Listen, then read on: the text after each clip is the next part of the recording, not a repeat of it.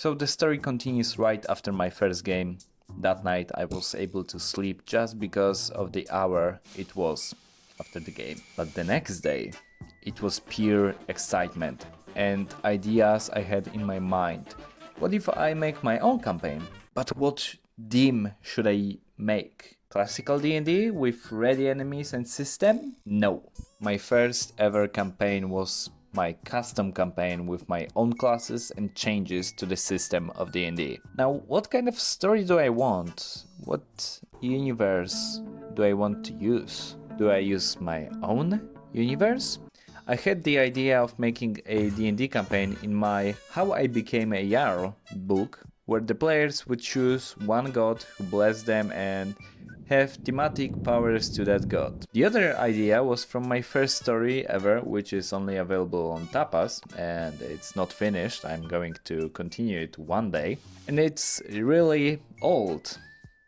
Really old, my first story ever. 20th century world full of mages, something like Black Clover, but in Victorian times. There was also an idea to use the League universe, as it was the one I knew the most about and it was very magical and unique. But then there was an idea to use the words I love, especially the manhwas. I had the biggest dilemma between two manhwas I read at the time and got fascinated by them. The beginning after the end. The complicated magic system with magic core levels and two types of mages. Conjurers are the people who use the mana around them, and augmenters use the mana inside them. There are also bones, something like pets, and beast wheels, special powers taken from bones or the core of the monsters they killed or they bought. Lastly, there's the one I chose. The word that I love the most. Even I have a tattoo from this manhwa. Tower of God. A world like no other. Everything is in one tower and each floor is different. On one floor you're in the field of grass. On one you're in the body of God. The story was rather easy to make because all of them had to just climb up the tower, pass the tests and make their dreams come true. Like the tower, I made a few things unfair, like the races. There are many races to choose from and then there are 10 great families. I counted them as different races. If you didn't read Tower of God, I'll explain. 11 people reached the top of the tower, one of them wished to be the king, and the rest became immortal with the king, and made 10 powerful families. Each of the families was special in their own way, but all of them were stronger than normal people. Since the world is vast, I only explained the families and races that my friends chose. Let's start with the most interesting guy, Crab. Yep, he chose to be a crab, not a normal crab. An ancient crab with a gun in a place of a claw. It was a pirate crab named Zenek. You might ask, what race from Tower of God is that? Well, there was something about ancient beings that were blessed with Shinsu. It's Towers of God's version of mana. So the crab was blessed and his power were in shape of sand. His dream? Jump off the tower. Fargram Silverskin, Silver Dwarf, Hard Believer and a member of Cult. Cult of Gentlemen. And it's Cult of Necromancers, so Gentlemen Necromancers. Fargram is climbing the tower as a journey in his religion. His goal is to gather souls and offer them to the cult. He doesn't possess any strong buffs, but he has one useful power. Power to see possible futures. In short, I was telling him what might happen without telling the cause or the time. His allophobia. Tiny, half fox, half human person. Their brain was also tiny. It wasn't a person, it was more of an animal. The family choice was perfect for that character. Lophobia is known as the family of beasts, literal beasts. They're separated into branches that have assigned animals to them, like owl or wolf.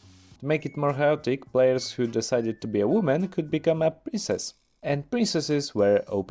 Buffs to strength, dexterity and constitution. Special weapon that has special powers and can be activated.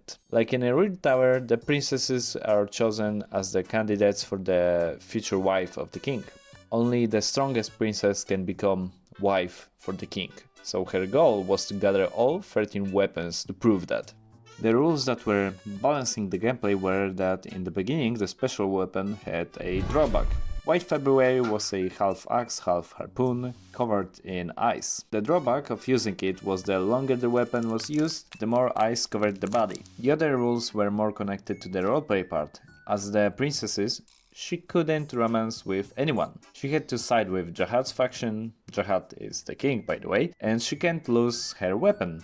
If that happens, an elite force will be sent after her. The last character is from the Kun family, Kun Lin. It was rather simple character as the player was trying D&D for the first time ever.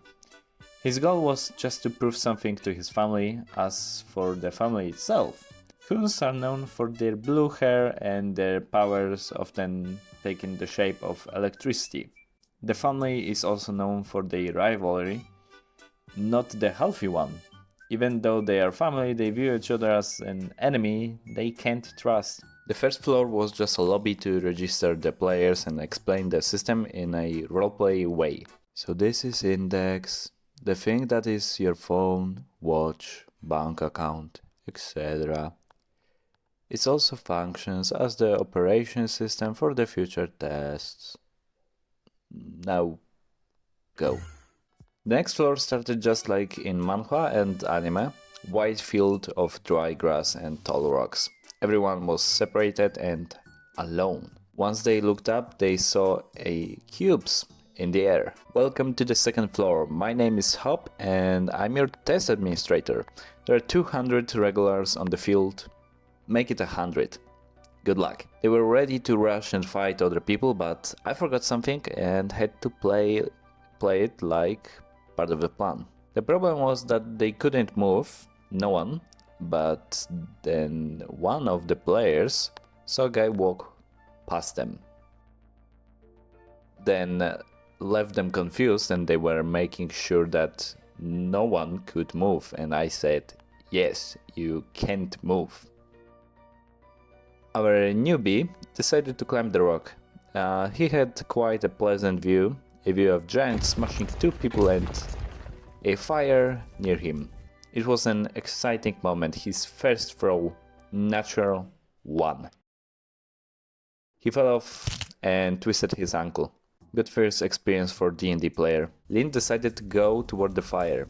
On his way, he found something red on the ground. Without much thought, he grabbed it. Throw Constitution saving throw. What? The thing on the ground is so hot, it's going to hurt you. Oh. Now he had twisted ankle and burnt right hand. What a start. Crab Zenek decided to venture randomly into the bushes. There, he found someone. Show yourself, shouted a feminine voice. Zenek showed himself and the woman, who was ready to fight, taught him as a lost animal. What do you think Zenek did in that situation? He did a front flip to impress the girl, and he failed. And she took the crab. For the rest of the game, she didn't have a name because the crab decided to give her a title that everyone would remember. Tutorial Waifu. Fargram and Hisaya chose to venture into the grass, exactly like I planned. Roll dexterity saving throw. Who? Hisaya. While walking blinded by the bushes, she felt something close to her neck. She was able to avoid the blade and try to attack the enemy. While they were fighting, cutting all the grass around, Fargram tried not to die in the crossfire. Hisaya, buffs from family, big buffs from being a princess, strong special weapon, character built for combat, dark guy, has many normal weapons, is a normal guy. Looking at this, you would think Hisaya must have won. Wrong. She landed only one hit that barely dealt any damage, while the dark guy hit her many times, but for so little damage that it didn't matter. In the middle of their fight there was a bright red light and an explosion somewhere in the area. Killing now is prohibited, any death at this moment will be punished. Now find yourself a teammate. Wanna team with me? Hey, Where is he? Fargan was lying on the ground and Hisai tripped against him. With enough payment, Hisai agreed to team up with Fargan. Next was Lin, who happened to pass by. 3 out of 4. Now they had a full team. What's next? That will be for the next episode. Now, look, campaign was long. We played for like 40 hours, so I won't be able to put it all in one episode. But if you enjoyed the video, why don't you like and subscribe? Huh? Good deal, right? And if you want to be the first to see the next episode, join my Ko-fi, something like that. Even for one small donation of $1, you'll get access to everything. So, see you later.